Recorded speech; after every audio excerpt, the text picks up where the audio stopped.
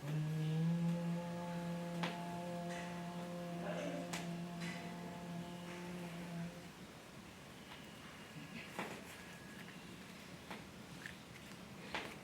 पिता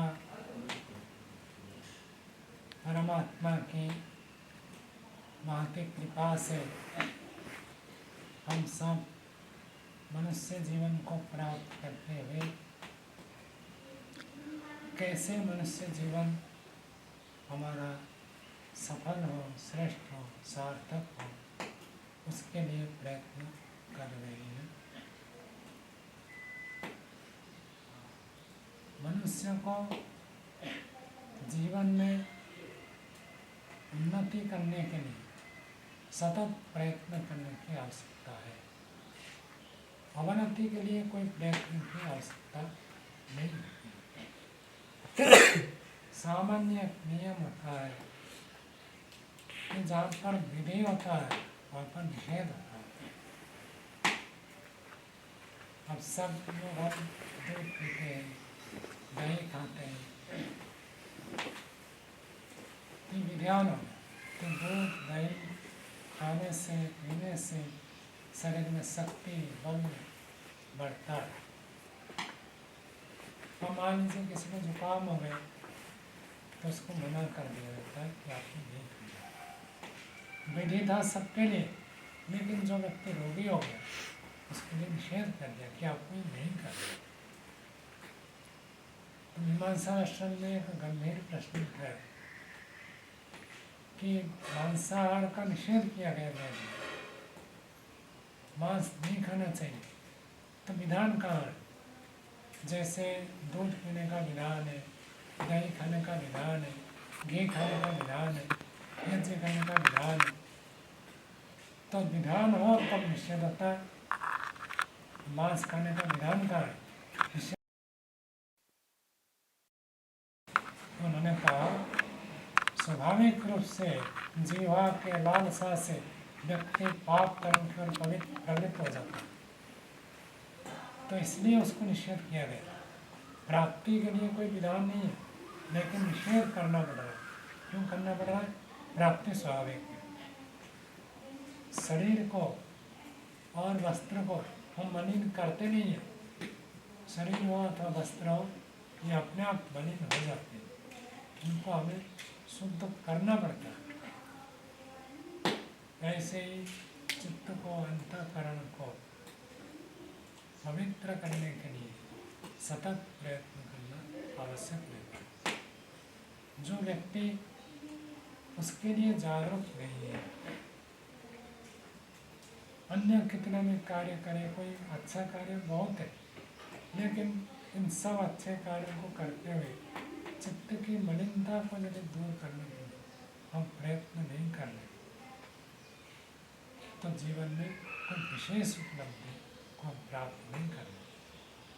ठीक है, नौकरी अपेक्षा अच्छा है, कोई व्यक्ति ये भी नहीं करेगा, उसकी अपेक्षा इतना कर रहा है, इतना तो ठीक है, लेकिन जीवन की जो चरम सफलता उसकी ओर हमारी गति नहीं। और हमारे जो चित्त में मलिनता है, अशुद्धि है, इसको क्षय करने के लिए, इसको नाश करने के लिए, इसको विनाश करने के लिए ऋषि ने उपाय बताया। पतंजलि ऋषि ने क्या बताया? कैसे हमारे अशुद्धि का क्षय होता है?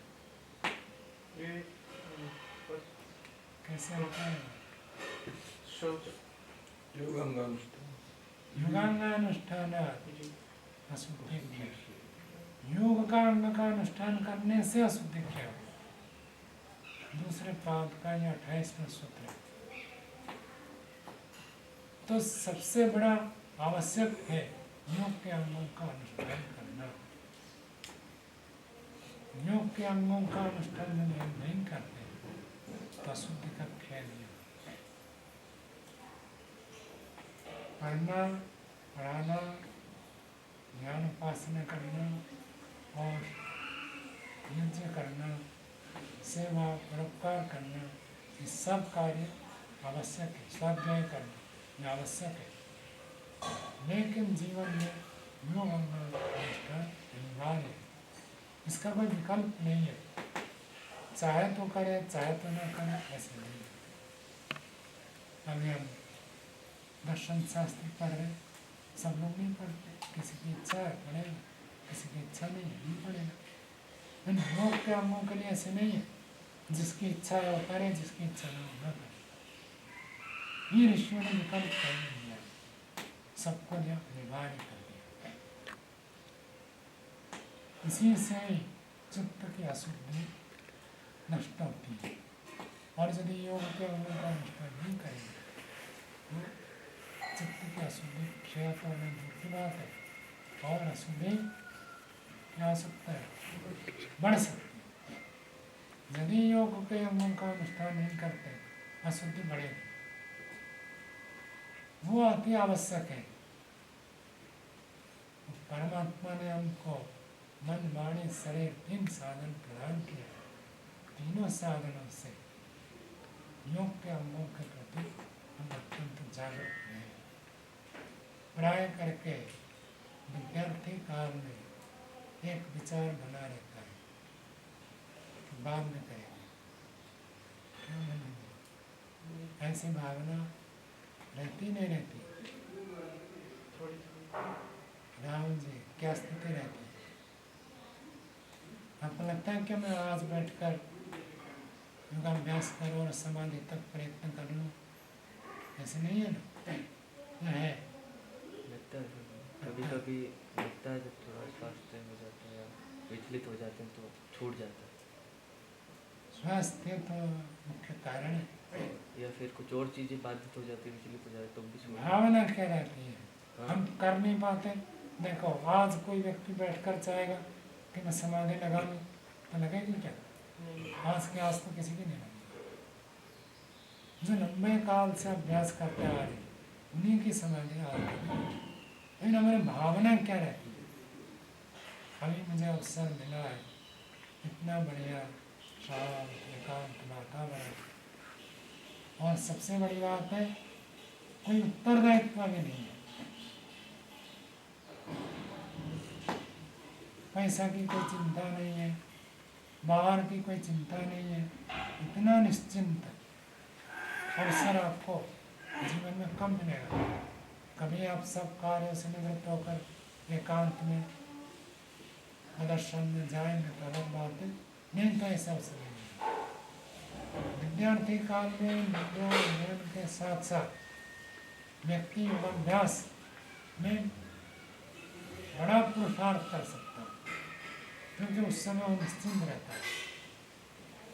प्राय करके जब विद्या अध्ययन करते हैं, विद्या के प्रति व्यक्ति केंद्रित रहता है, रहना चाहिए, बना नहीं, लेकिन साथ में योग के अंगों के प्रति अधिक जागरूक रहना आवश्यक है। और प्रत्येक दिन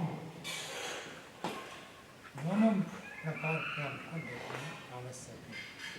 योग के अंगों का अनुष्ठान 2 विभाग में हम करते हैं, एक व्यवहार काल में भी करते हैं और एक उपासना काल में भी करते हैं।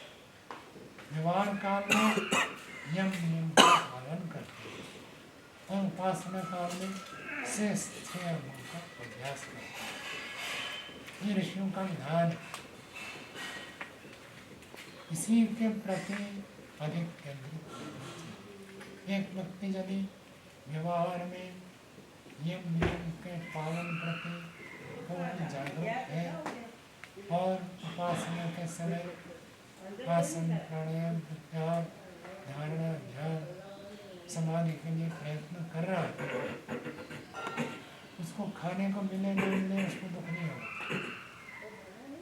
उसको अच्छा रहने को जगह मिले न मिले दुख नहीं होगा, उसको अच्छा वस्त्र मिले न मिले दुख नहीं होगा, उसको पढ़ने को मिले न मिले दुख नहीं होगा, क्योंकि एक मुख्य कार्य कर रहा है। और मुख्य कार्य जब छूट जाता है तब तो बाकी गौर चीज में लगा रहेगा, हर जगह देखेगा यह कमी है। संसार में कमी है, कमी था और कमी रहेगी, कमी कभी दूर नहीं हो, लेकिन उन कमियों में रहते हुए हम अपने लक्ष्य को प्राप्त करेंगे। तो संसार के कमियों के प्रति किसकी दृष्टि अधिक जाती है? जो व्यक्ति अपने जीवन को निर्माण करने के लिए, अपने जीवन का निर्माण, अपने जीवन की उन्नति, योगाभ्यास के प्रति जो व्यक्ति केंद्रित नहीं है, उसको बाहर ही दिखाई देगा, कम दिखाई देगा। शरीर से तो कोई व्यक्ति, एक भी व्यक्ति आपको नहीं मिलेगा जो कह देगा मेरा शरीर अच्छा है, बढ़िया है, मैं पूर्ण संतुष्ट हूँ। क्यों सावन जी? कोई मिला है पहलवान जो कह दे मेरा शरीर बढ़िया है, यार कहता कि और अच्छा होना चाहिए, ये बोलते समझ और अच्छा होना चाहिए। हर व्यक्ति में ही मिलेगा। कितना भी शरीर पुष्ट हो, बलवान हो, समर्थ हो, फिर भी उसको लगता है और अच्छा होना चाहिए। सबके अंदर बंदे को भी क्या लगता है, बंदे को भी क्या लगता है, शरीर और अच्छा होना चाहिए। मेरा शरीर और बढ़िया होना चाहिए। उसको भी अनुभव होता है, उनको वैद्य तो शास्त्र पढ़ा हुआ होता है, उसको लगता है मैं रोगी हूँ। दूसरों को तो पता ही नहीं चलता रोग क्या होता है, उसको सूक्ष्मता से पता चलता है। जो जितना जानकार होता है उसको अपना अधिक ज्ञान पता चलता है, कमी को जाने। संसार में ये स्थिति है, लेकिन इसी में रहते हुए हमें योग में पुरुषार्थ करना है। और यदि योग में पुरुषार्थ नहीं करते हैं, बाकी सब करते हुए भी व्यर्थ है।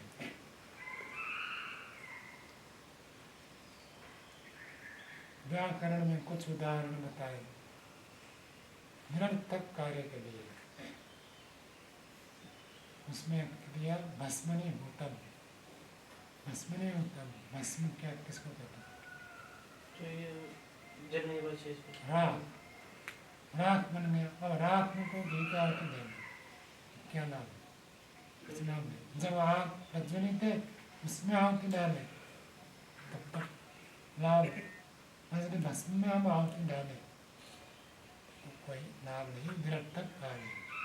ऐसे ही यदि मनुष्य जीवन पाकर, वेद को जानकर, महर्षि पतंजलि के योग दर्शन को पढ़कर हम यदि योग एवं योग का अनुष्ठान करने के लिए पूर्ण प्रयत्नशील नहीं है, बाकी जो कार्य हम करते हैं वो सारा कार्य भस्मनी उत्पन्न हो जाए। तब अधिक से अधिक प्रयत्न करना चाहिए कैसे हम व्यवहार काल में पूर्ण रूप से नियमों का पालन करें और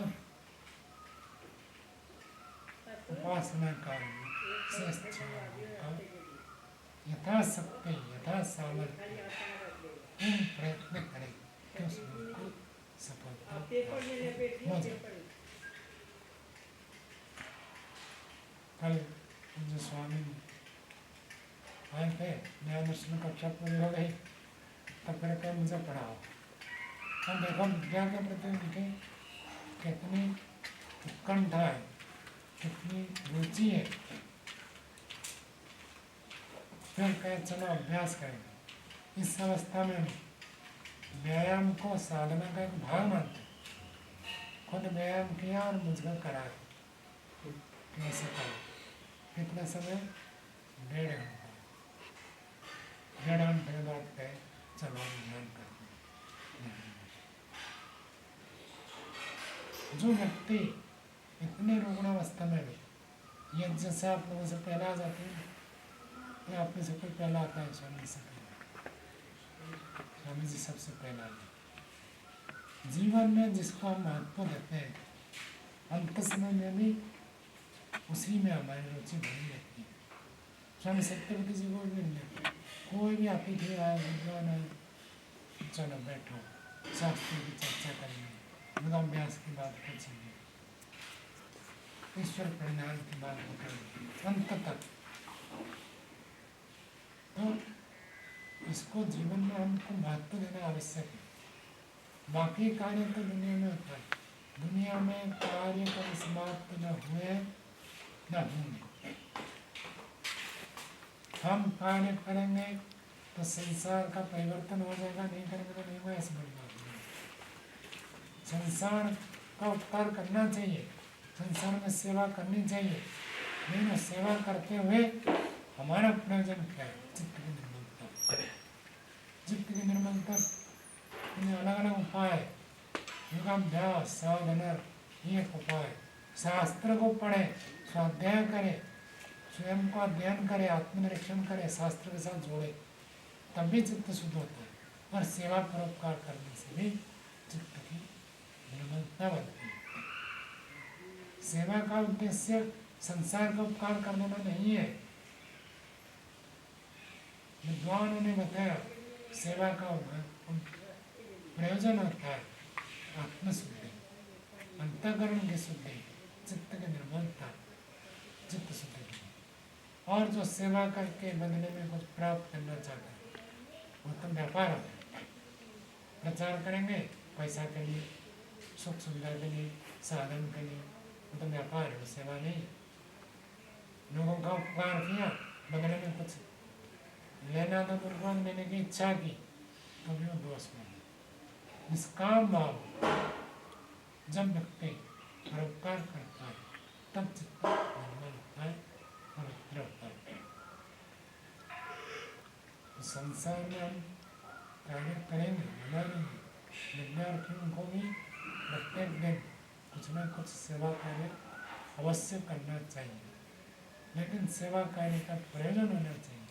इस कार्य के द्वारा मेरे अंदर निरभिमानता है, मेरा चित्त निर्मल हो, परमात्मा ने दिया, ये परमात्मा का, परमात्मा की प्राप्ति के लिए उनके आदेश के अनुसार ये सेवा करना, चाहे प्रचार करें, चाहे यज्ञ करें, चाहे पुस्तक लिखें, किसी भी रूप में हम परोपकार करते हैं, उसका प्रयोजन नहीं होना चाहिए।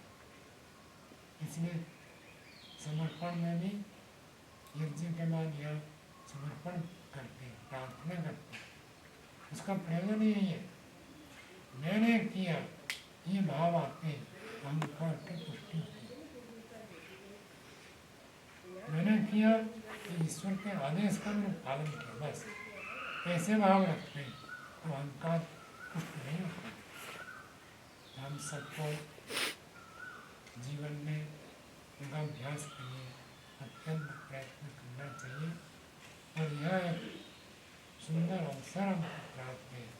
शांति का वातावरण है, सात्विक भोजन है, और एक ऐसे साधना में जीवन जीने वाले जीवंत पुरुष हमारे साथ विद्यमान है। उनको देखकर ही हम प्रेरणा प्राप्त कर सकते हैं।